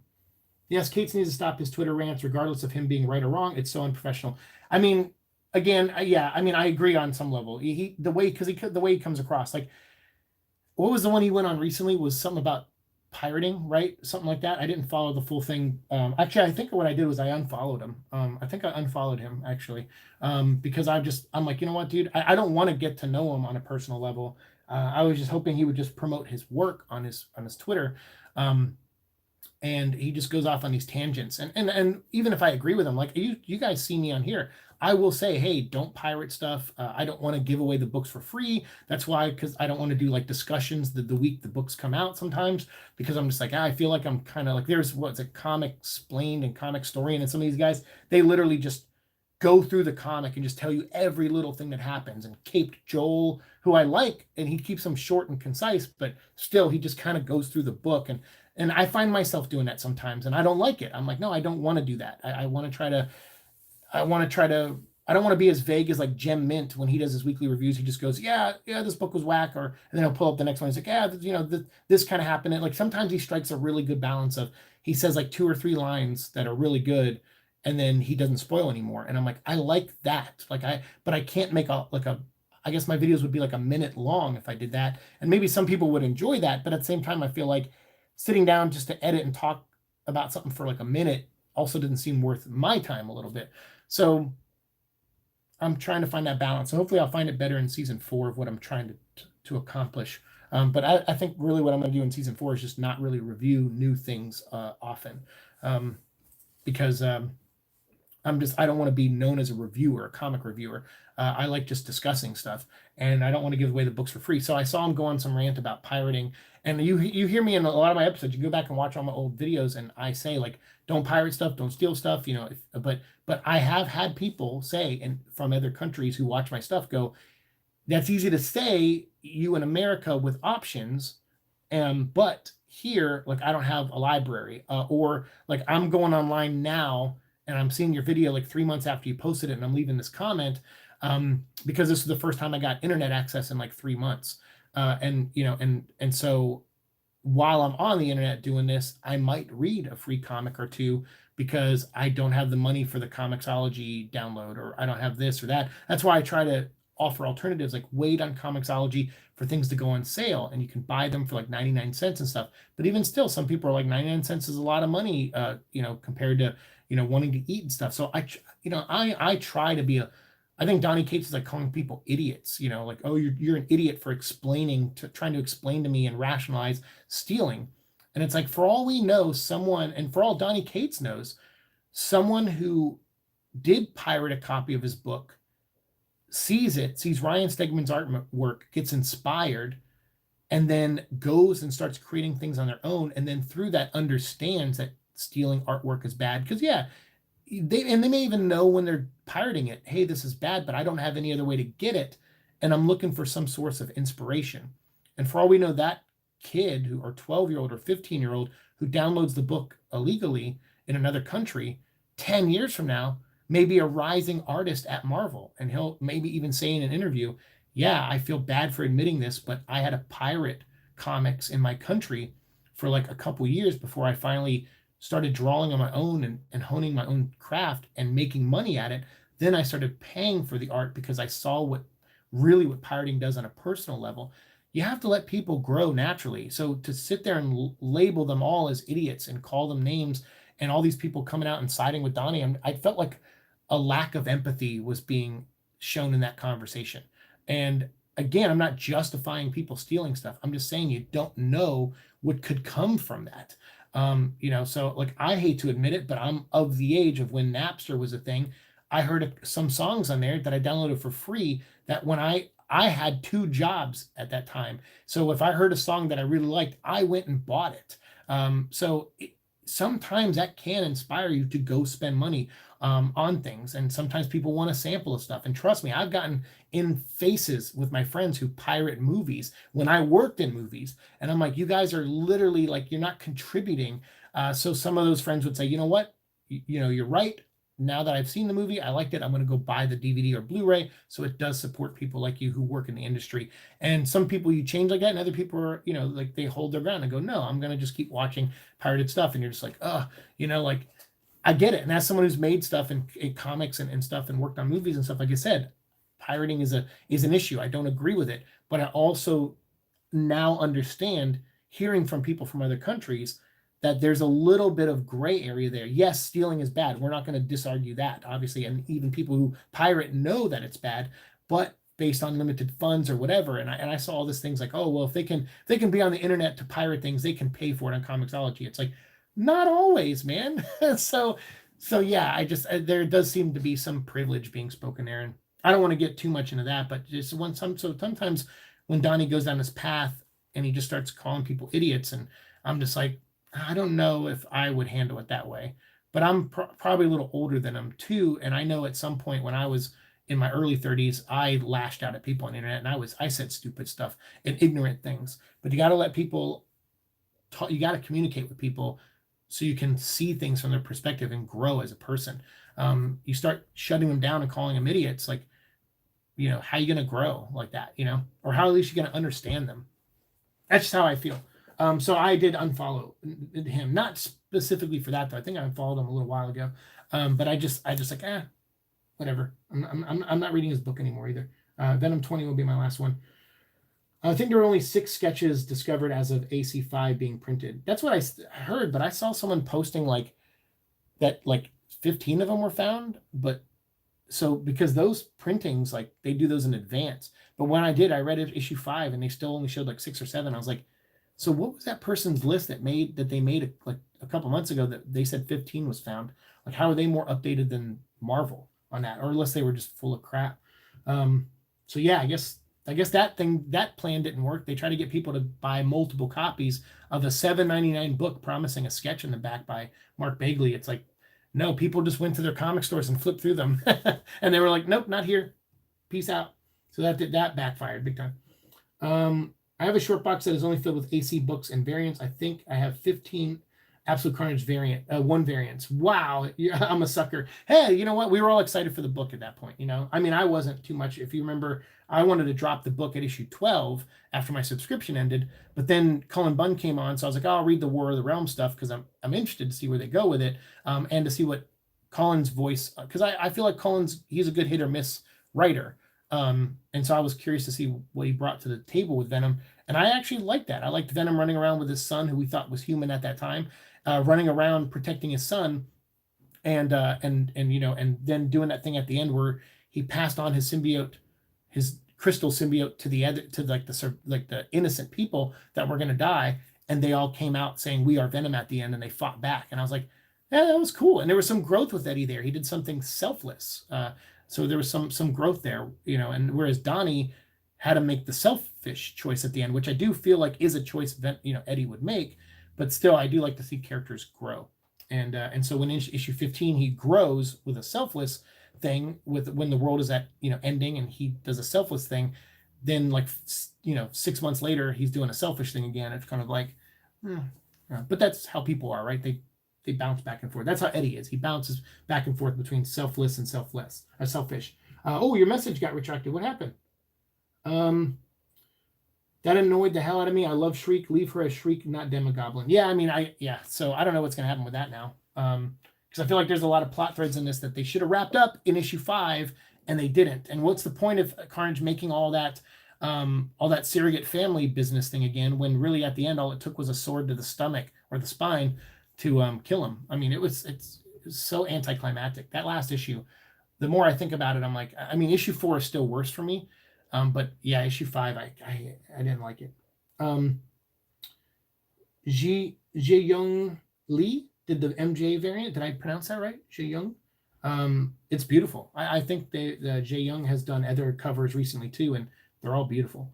I refuse to pay for Captain Marvel. I'll leave it at that. Yeah, so Captain Marvel, I mean, this book, like, she's absolutely useless to the Absolute Carnage storyline, because you see in this one where she, like, okay, her cat Flurkin thing got possessed by a symbiote, or the Carnage suit, and then she gets eaten by it, and then she has to fight it in that realm, and then she comes out and then fights Carnages on the street, and it shows her at the end surrounded by Carnages, you know, zombiotes, I think they're called. She's out surrounded by them. And then like the next time we see her is in Absolute Carnage 5, where she just teleports in with Cloak and Dagger in them. So I'm like, the continuity is all like, she just didn't need to be in the story. I have nothing against the character. I don't know anything about Carol Danvers. I think I read like the Captain Marvel stuff, some of it. And then I remember her powers being transferred to Rogue in some stories with the X-Men. And that's all I knew about Carol. I think she was on New Avengers when Bendis was writing her, but he never really did much with her, so I never really paid attention to the character. And I know there's like a hatred for her, and there's like a you know, thing against Brie Larson and all that. I'm not tied up in that. I don't give a crap. The movie was my least favorite Marvel movie, but I didn't think it was a bad movie either. Just out of all the Marvel movies, I just thought it was like the lowest rated one for me, and with Spider-Man right above it. So I don't know. I don't care, but I will say from a story structure standpoint, she added nothing to the Absolute Carnage storyline. And actually, the Weapon Plus stuff didn't really either. I mean, all it did was show, okay, Carnage got a couple extra symbiotes and got stronger, and I guess it's going to further the Weapon Plus storyline that they're going to do, but I don't care anymore. I wrote a thing. I wrote the wrong thing. Artist had my Lees mixed up. Oh, okay, gotcha. I was referring to the movie. I bought the book in the variant. Oh, okay, gotcha. Sorry. Yeah. So anyway, yeah. So this run overall, like Absolute Carnage, is there some good in it? Absolutely. I mean, it's hard. It's impossible to not do an event book where there's some good in it. I feel writers are going to bring things to the table that will work ultimately for characters and story. But as an event book, like this is one of the worst ones. Like I don't know if it's as bad as like Fear Itself, because I feel like that one was kind of forgettable. But then again, Fear Itself had a great Uncanny X-Force tie-in with some beautiful art by Simone Bianchi that I thought was very cool. Like I was like, I really like that little 3-issue story. So I find good in everything. Like Siege, I found good in its simplicity. All right, it's Norman Osborn coming to attack Asgard over, Nevada or whatever the story was, and it was the fall of the Dark Avengers finally. But it was a little goofy and convoluted at times, and of course, like Sentry is just like the worst character ever in a lot of ways. So they had to do a lot of stuff with him in it that just didn't work. So I don't know. Marvel doesn't have a good. They don't have a good streak because it was like Siege, and then what they do like Avengers vs X-Men, which was terrible, and then they did Age of Ultron, which is terrible. It was just like terrible, one after the other. Just all of their events, just the worst. Sorry, my phone's vibrating. I'm getting notifications, so I should have turned those off. I'm sorry. But yeah, it was just one terrible thing after the next with event books. Marvel does not have a good track record. Every once in a while, they pump one out that's decent, but for the most part, they don't do very good. And DC, even I would say, since like Blackest Night was probably their last really solid event. Like I feel like that's a gold standard for event books, even though it wasn't perfect. Jeff worked really hard with all those other writers to if editors mandated that this be a bigger thing than originally planned. I think Jeff originally was just going to have it be 6 issues of like Blackest Night and then like 6 issues of Green Lantern and like 6 issues of Green Lantern Corps, and it was going to be just that. But then they were like, all right, we're going to do all these miniseries. We're going to do Blackest Night Batman, Blackest Night JSA, Blackest Night Superman. We're going to do all these miniseries. We're going to resurrect old titles that ended, and we're going to give them one more issue, like The Question and a couple other books like Hawkman and Adam or whatever. And we're going to resurrect all these old titles and give them. It's all that was added by editorial. Yet Jeff worked really hard, flew to another state to communicate directly with a lot of these writers and to work out and flesh out their stories with them so that the book seemed as flawless as possible. And granted, like I said, it's not perfect, and there were some oversights like with Red Hood and Ra's al Ghul, but still, as far as like an event book, I thought it was really handled very well for something that wasn't originally intended to be that big. Same with Sinestro Corps War. That was a little bit bigger. They didn't do a Sinestro Corps miniseries. Jeff was able to stop it before it got to that point, but it did just cross over between the 2 Green Lantern books, and it worked. But there was like some tie-ins too, like Superboy Prime and Cyborg Superman one-shots and stuff, and Parallax or whatever, and Ion. But for the most part, those were handled really well, and that's why I always fall back on those as like a gold standard of event books. And it's not that Marvel hasn't had a couple of strong event books since Blackest Night, or DC hasn't, but for the most part, I would say that one, I think, structurally was handled the best, considering it didn't start off to be that big. So again, I don't excuse Donny Cates for not stepping up his game and helping other writers step up their game. He's the director. He's the one driving this. He's the one with his name on the front of the book. So take pride in that. Work harder at it. Do more. But he's also writing like Guardians of the Galaxy, and he's doing Cosmic Ghost Rider stuff, and he's doing other things, and he's planning his Thor run. And it's like, focus. Do one thing. You couldn't push your Thor book back like 5 months so that you could have worked harder on this book. I find that hard to believe. I feel like he just was like, it's a paycheck and I want my paycheck. I want the money, and I got, bills to pay, and I got a wedding to pay for. And, I know that's getting into personal stuff, but it's like, I got things I got to do. And it's like, yeah, we all got to live and survive, and we all got to do things. But for the most part, I'm like, do the work though. Like, do the work. You have a job that most people would kill for, and a lot of people would work harder at. So keep that in mind. That's what, Archie Goodwin was always like. He was like, there are people out there that are probably better qualified for some of these jobs that these people have. So I remind them of that. He's a little harsh sometimes, but I liked Archie Goodwin because I think ultimately he did elevate people around him, and he was a tough ball buster at times, from what I hear. But the 2 times I got to meet him and how much I praised him, I think he was like, all right, kid, I like you. And I always consider myself an unofficial student of his, because he never directly mentored me in any way, but his work did, from an editor standpoint and a writing standpoint. His work did, big time. So does Mark Chiarello. A lot of his visual stuff has inspired me, and the way he tackles projects has inspired me on a business level to try to have that approach too, indirectly. Again, he never mentored me, but I found a lot of inspiration from him. So I just wonder who these guys' idols are, and what they learn from their idols to turn out work that I think is subpar. I feel like they're disservicing their idols by saying, "Oh, I was inspired by Todd McFarlane to do this Venom run," and it's like, all right, well, the Venom run's successful, so and I know he's friends with Todd, so I'm sure Todd's like, cool, thanks for doing all this cool stuff with Venom, but for me, like this event, I'm just like, subpar event. And it could have been done way better if the people working on it had a better work ethic. And I know that sounds mean to say, but that's just how I feel. That's just my opinion. And I know they worked really hard on this book, but I feel like they could have worked harder. And the fact that this 5th issue did divide some people, like there was people I saw online, YouTubers that were hardcore supporting this Absolute Carnage run and event. And then with issue 5, they were like, you know what? Not a good ending. And I was surprised. I was like, wow, well, thanks for being honest, not just kissing butt. But I did see it. I've seen a divide now, and now that's where it always begins. So now that there's a dividing fan base on what people like when it comes to Donny Cates Venom, now that that's dividing and some people feel ripped off by it, that's where the split begins. So Donny has to do a really good job with Venom Island and the Null storyline to kind of weave those two fandoms back together. And hope for his sake, I hope he does it, because I don't wish anyone any ill will, and I don't wish anyone to be unsuccessful at their passion and their dream job. But hopefully this gets them to work harder. When they see that divide, I hope they will work harder now to reunite that stuff.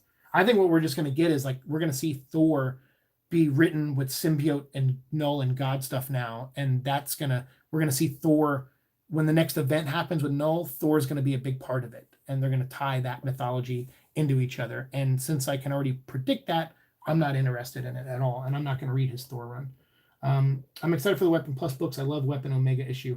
I like the concept of Weapon Plus stuff. I may follow it, but again, probably digitally, unless it doesn't come out too often. If there's like one book every 2 months that ties into that, I'll probably buy it. I think there's going to be like a mini series at some point, but I don't know if I'll get that. I'll probably wait. So right now I'm focused on 2099. I really like that stuff, and I'm reading a couple of DC things and a couple Marvel things. Doctor Doom series has been pretty interesting so far, the first 2 issues. So I'm trying new books. I want to get away from the Venom stuff, because we got a lot of Flash Thompson stuff to talk about next season. So I want to focus on him and movie news, and that's it. That's what I want to do next season on the show. And then season 5, maybe we can catch up on all the Donny Cates stuff and all the other things that we missed out on, that's coming out now, like the Ravencroft stuff. Like, we can do all that stuff later when it's in trade, and I feel good discussing it. I won't feel so bad talking about the details of the story and feel like I'm giving away something free that's brand new.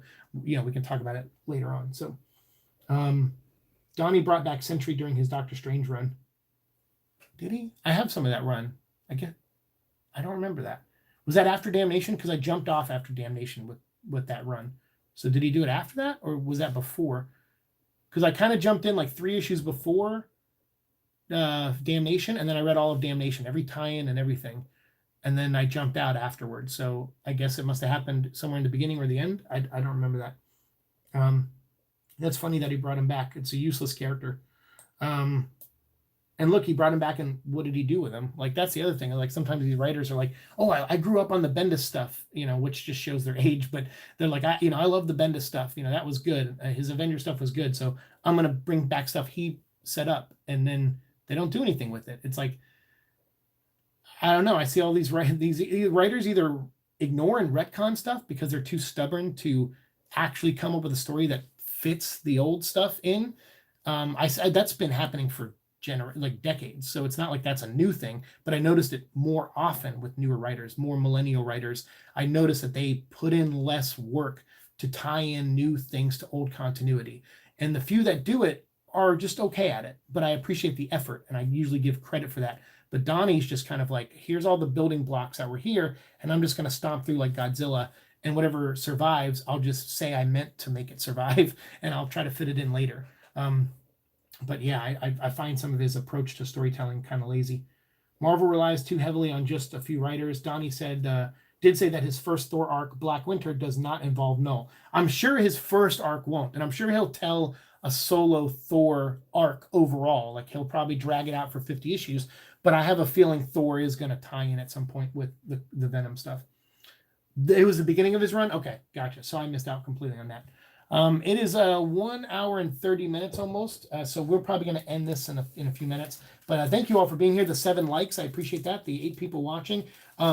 Thanks for going through the whole Donny Cates run with me. Like I said, I'm going to give these to a good home. I know I have not been a fan of the series. There's been hit or misses for me. I have liked some things that he does. I like the overall concept of some of the stuff he does, but I'm just not a fan of the execution. I know I say that all the time, but just explaining it for new people that are coming in. That's just my thing. I don't have anything personal against him, but I'm not going to support the book anymore. Issue 20 will be the last issue I buy and the last issue I talk about. The other stuff we will talk about maybe one day when it comes out in trade, but I'm not going to talk about it as it comes out. And whatever next event is with Null, and when they do that whole story, which I hope they don't take too long to do that. I heard that it might wait till like 2021 is when the next event might be.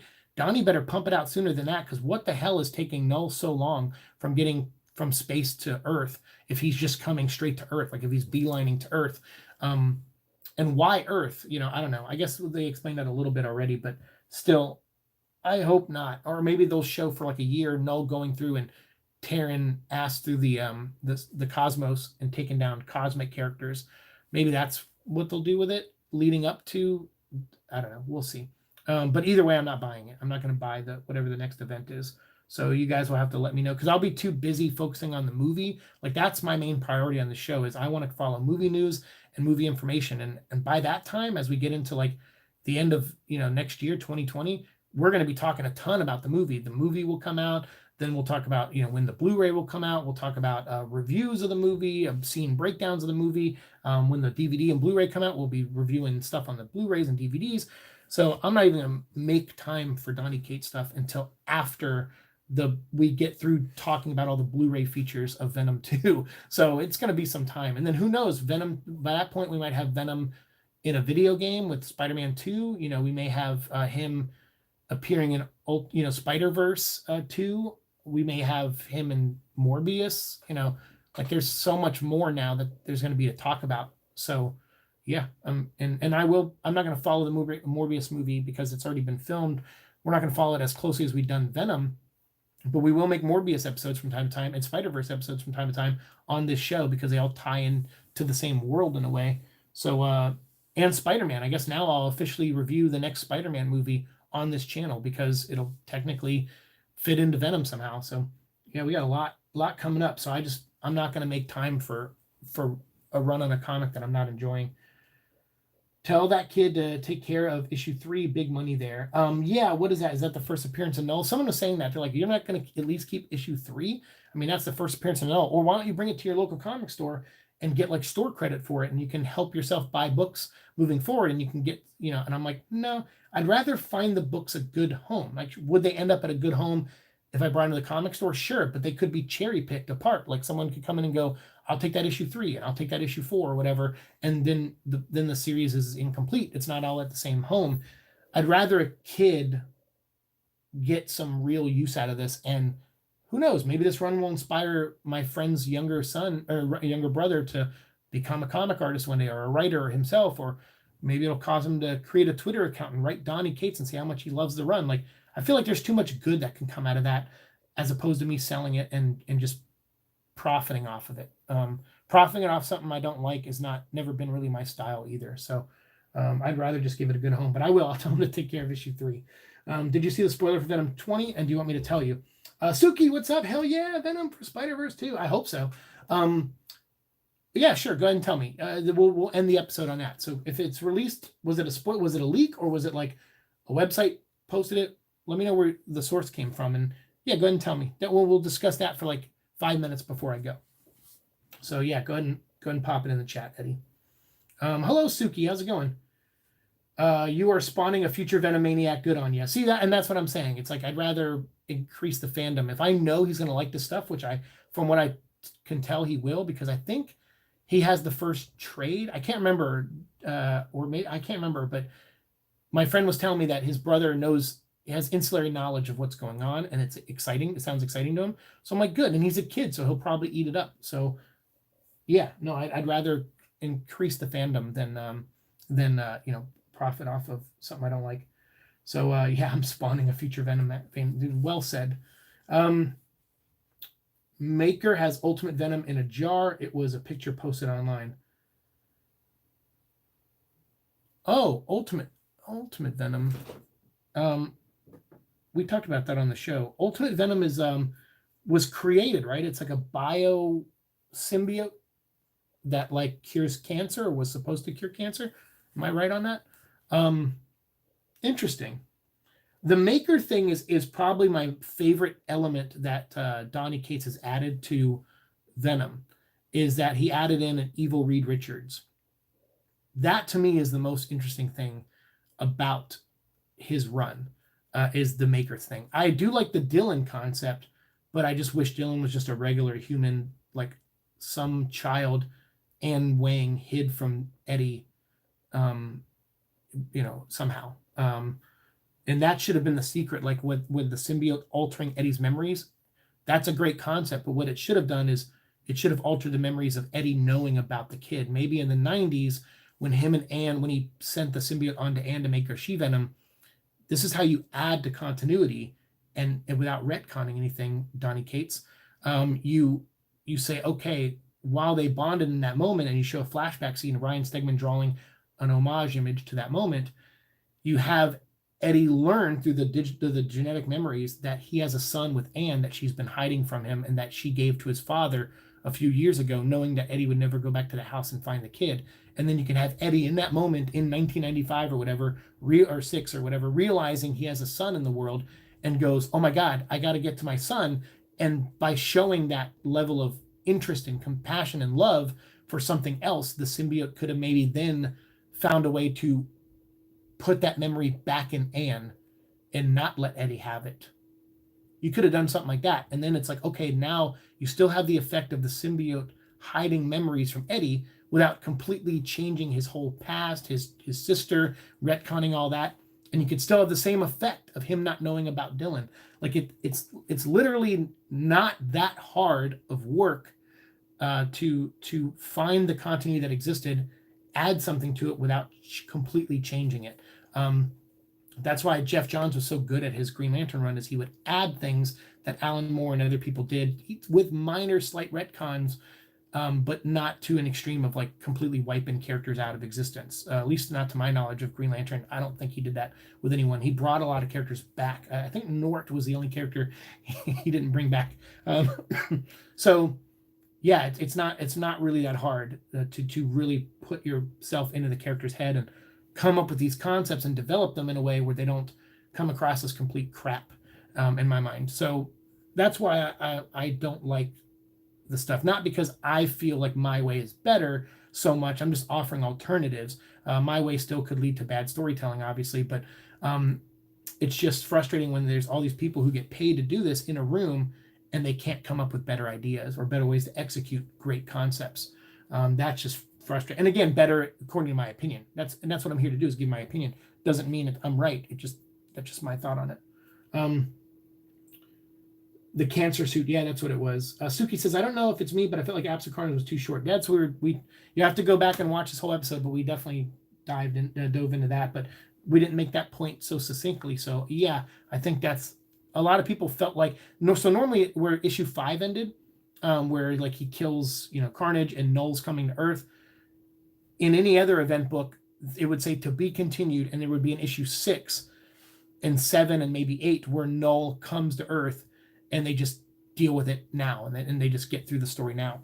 This decompressed level of storytelling that these writers do nowadays, where they justify nothing happening by saying, keep reading, it's all going to make sense, is just the worst thing I think has been brought to comics lately. Because these people are not Chris Claremont. They are not on that level of talent. They're just still too inexperienced or not devoted enough to and committed enough to these things, in my opinion. So I hate hearing that, like, oh, just keep reading and it'll make sense. It's like, no, I'm not shelling out $5, $6, $9, $8, $10, even $4 for more of this like garbage, in my opinion. I can't think of a better word to describe some of this in comics, not specifically Absolute Carnage, but just some comics in general. I would just categorize them as carnage, garbage. I even think I said some books are a waste of paper. I can't think of a worse insult for a book than waste of paper. And so sometimes that's me being hyperbolic, but that's my go-to, like, this is the bottom of the barrel for me. I find no value in this book. It's not even worth the paper it's printed on. Bunch of trees died for nothing. That's when I say stuff like that, I'm being hyperbolic, but that's when I really don't like something. Yeah, there's supposed to be a council of reeds from multiple worlds. I want stories of all the retcons Donnie created from his memory wand he waved over Eddie. Yeah. No, I know. Eddie, I feel like when you see a character, if you go, all right, I don't like Eddie Brock having a sister, that doesn't work for my story. Well, too bad he has a sister. So you have to figure out a different way to tell your story and get around the sister aspect, or find a way to include the sister. I think it was even Donnie himself that pointed out that if in the first 5 issues, there's no women in his run in the first 5 issues. He pointed it out. He said a fan pointed it out to him, and he was like, wow, I didn't even realize. I think Ryan Stegman drew a woman in one of the panels, and that woman happened to be based off of a girl that Donny Cates was married to. So apparently Donny Cates got divorced like a year ago, and then he recently got remarried to a new girl or something like that. And he mentioned all this in the podcast, which I don't listen to anymore. After like the first 5 episodes, I'm like, I can't listen to this anymore, because I thought they were going to give me some insight on why they made decisions that they made, and they really don't. They're just like, oh, it was cool, we like doing it, it was cool. And I'm like, yeah, that doesn't explain jack shit to me. So I did stop listening to her podcast, and like I said, I stopped following Donnie, and that's just because I'm like, I don't want to think negatively of him on a personal level. And some of the rants he goes on, I'm just like, maybe I agree, but I don't feel like this is the way to handle it. And I only say that as someone who's been down that road and been ranty, and I sometimes I might still have those moments on Twitter, but I try not to. Like, I know I represent my show now. Like, I represent the Venom vlog, and I actually want the Venom vlog to have a level of integrity to it, on some level. Like, I want people to see that I follow a certain ethic and a certain moral code and a certain way of approaching news and rumors. Like, I do. I'm trying to build a brand, and so I try to take it very seriously. So I represent myself in this show, so I try not to be a complete douchebag on social media if I can help it. Yeah, sure, sometimes people catch you on the wrong day and you have no choice, not that you don't have no choice, but you're not thinking clearly and you get involved. But I try really hard not to. But yeah, I'm with you on the memory wand thing. Well, the Ultimate Venom thing sounds neat, but I don't care. like I don't really care where that goes. And the Council of Reeds, like, I don't care where that goes. I do like the idea of the Maker being a supporting character in a Venom book, but nothing really that interesting has been done with it. And if he's had this cancer suit, Venom, all this time, then I don't know. Like, is that how he figured out how to separate a codex? Is from that? Like, and does that have a codex? It's not a symbiote. It's not from Clintar. So I don't know. Who cares? Actually, that's my answer. Who cares? Another podcast came out a few days ago. There was some insights to the series, but not a lot. Yeah, that's what I'm saying. Like, they scratched the surface, but I feel like ultimately they don't have reasons and answers for why they do some of the stuff they do. And I think that's why they don't. Because that's what their podcast should be. It should be really in-depth, interesting director's commentary in a way of, like, previous issues, to try to get people to understand some of the stuff that they may not like. But because it's mostly liked, or up until this point, now there's a divide in the fandom, but up until now it's been mostly loved and praised. So I think he just never saw a reason to go deep on anything. He was just like, people love it. Who cares? They don't want to. They don't need to know why I did things because they love it already. And it's like, and the few people who don't, like, Venom Vlog or other people are criticizing me. Who cares? They're one in a million voices, and it's like, yeah, sure, and I don't mind. I'm not offended by that. This is my opinion. That's what I give on this show. But and like I said, never means I'm right. I'm just offering alternatives through my point of view.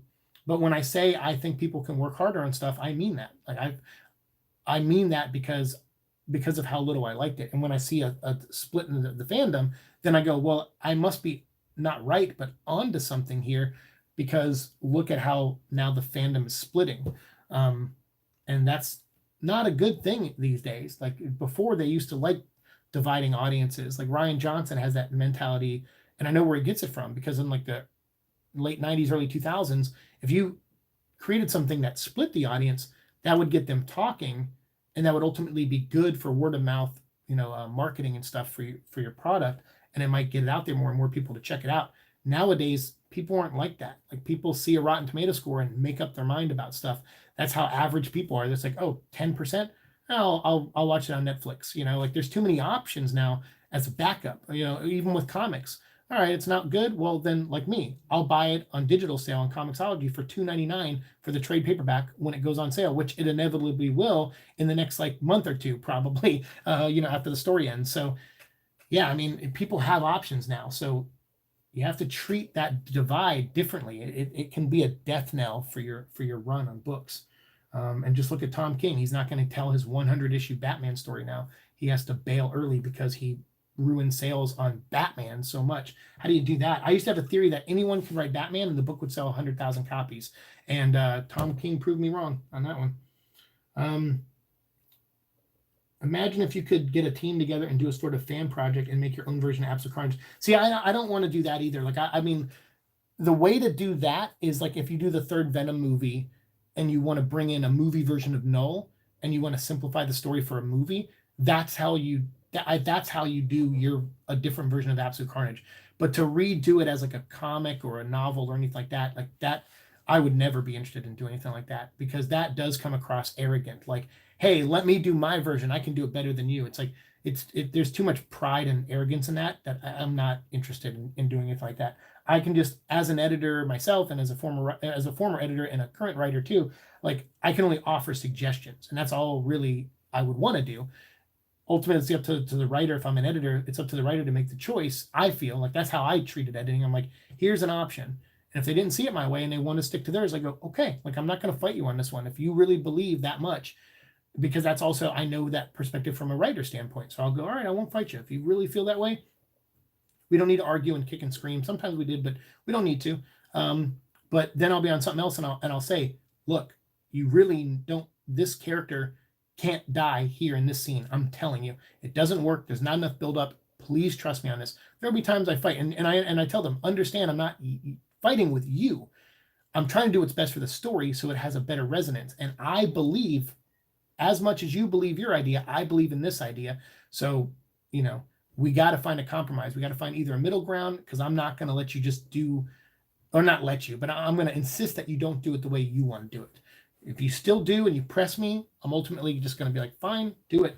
But if it goes wrong or goes south, or people online come at you, like, just remember your name's on the book. Mine's listed as editor, but most people aren't going to pay attention to my name. They're going to pay attention to your name.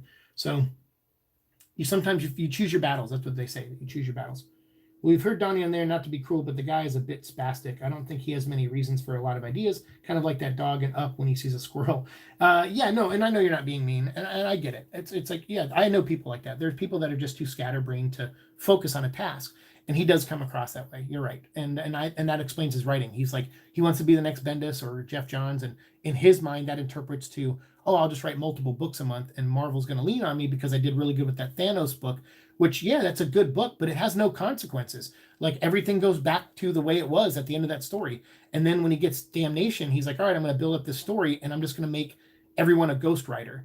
I'm just going to make like Doctor Strange a Ghost Rider and Iron Fist a Ghost Rider and all this and Scarlet Spider a Ghost Rider. That's my big idea. And then it's like, okay, but there was no consequences that came out of that storyline either, other than Mephisto being locked in Las Vegas, and Johnny Blaze being the king of hell now. But who knows if he ever intended those stories to continue on like that? Because like I said, he doesn't have that kind of focus, at least from my perspective, and apparently from yours too. So yeah, that's why I think he's like, oh, I translate being the next Bendis as being my name on multiple books, and then everyone just praising me. And it's like, yeah, but when Bendis started doing Avengers and New Avengers, and his name started going on multiple books, and he started writing, all these like event books and stuff, like it diluted his name to me, and it showed that he no longer puts his name on quality books. He just wants to put his name on a lot of books because I think in his personal life, Bendis is like, he's like adopted a couple kids, and he's like a dad of like 4 or 5 kids, and him and his, I'm sure the bills are outstanding, and so he just like, I'll just keep taking books. But his sales, like I think someone posted the other day that you have to sell over 60,000 copies of a book to like make any kind of royalties on it. So like if you write a book, like that's probably why some writers are like, like get nervous if they get a book like Sleepwalker or Moon Knight, because chances are those aren't going to pass 60,000. Marvel will try to inflate those numbers the best they can by offering deep discounts to retailers. But if they offer deep discounts and it sells like 80,000 copies for the first issue, is the writer going to get royalties from that? Because there's deep discounts. So Marvel kind of lost money on that. So how are they going to give royalties? So I kind of wonder about some of that. I never worked for like on that level for a company like that had like where I could see that kind of, effect. And especially when I was doing some of my comic stuff, it was like 15 years ago, and then like 10 years ago, and then just 5 years ago. So so the 5 years ago I worked for smaller companies, and they didn't have like they weren't thinking on that level. They didn't, their standards or goals weren't that high. Their standards were, but their goals weren't that high. So so it's hard to say, like I don't have that personal perspective. But when I saw someone post that, Jimmy Palmiotti or someone said like, you got to spend, I think that was even on the rant that Donnie Cates was going on. I think I just randomly saw that comment, and it was like a comic has to sell 60,000. So you'll get paid per page to write the comic. But if you want more money, the comic has to sell over 60,000 copies. And most comics just don't do that nowadays. So Donnie's looking at it like, well, if I put so Venom's now big, I happen to be the writer that got to come on as the movie hype was coming up. And then I'm doing these other ideas, like bringing in a god and stuff, like bringing these big cosmic ideas. So that's pulled in some people. And so I made, smart decisions and great concept ideas I made.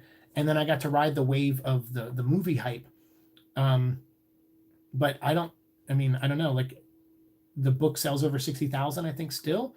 But now that the fans are divided, will it? Will people keep going after Venom number 20? We'll see. We'll see what the sales are in the months moving forward.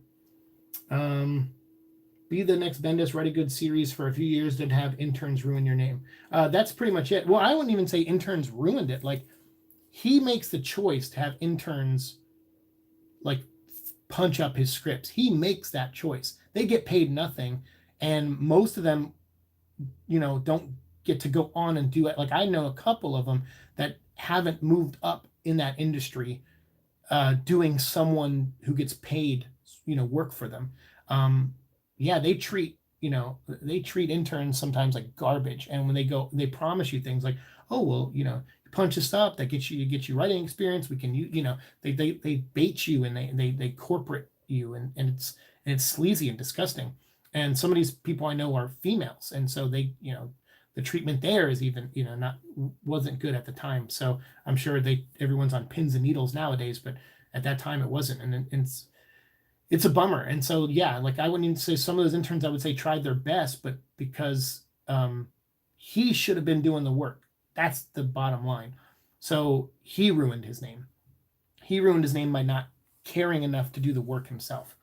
And that's why I don't have any respect for him anymore. And that's why I don't want to read his books. But still, I would say his books are a little bit better than a Tom King book, in my opinion. I haven't read everything Tom King did, but I don't know why people praise Mr. Miracle. I hate being negative on DC. I really do. But I really just feel like I just can't follow Tom King stuff. Most other DC people, they're just hit or miss.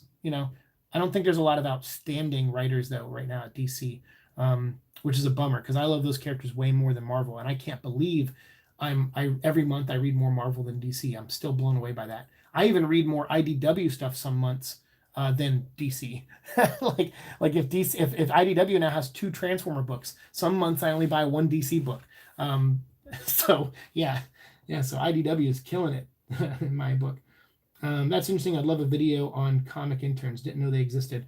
Yeah, so there's it's not just a comic intern. It's more of like a they're interning on multiple levels for different things, and then sometimes the ones that are interested in writing might get opportunities.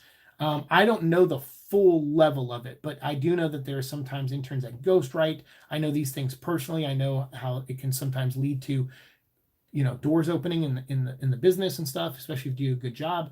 I know personally about that stuff, and I know from secondhand from people who have done stuff and filled in things for Bendis and stuff. And so I don't know if it happens on every book, but I know it has happened on some books, and I don't know enough about it, I would say, to make a video on it, or where I would feel comfortable making a video where I wouldn't misspeak on some things. So I would say you probably won't see that kind of video from me, unless someone comes to me and wants to, reach out and can prove to me where they worked, that maybe someone I didn't know, because I know the person I do know probably wouldn't do it, because I believe they still want to make a career in comics, and I wouldn't want to jeopardize that for them. But I'm not the guy to do it right now anyway. It's hysterical. DC is just now realizing those characters that Jack Kirby guy came up with were good books. Who would have thunk?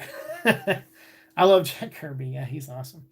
Anyway, I talked a lot longer. We went 2 hours. That's way longer than I should have, and I got to leave for work in about 15 minutes. So I'm going to go walk my dog again, and then I'm going to head out to work. So thank you guys. Thanks for letting me do another live stream today so I could catch us all up on everything, go over the series, talk about a little bit of news, and then answer your questions.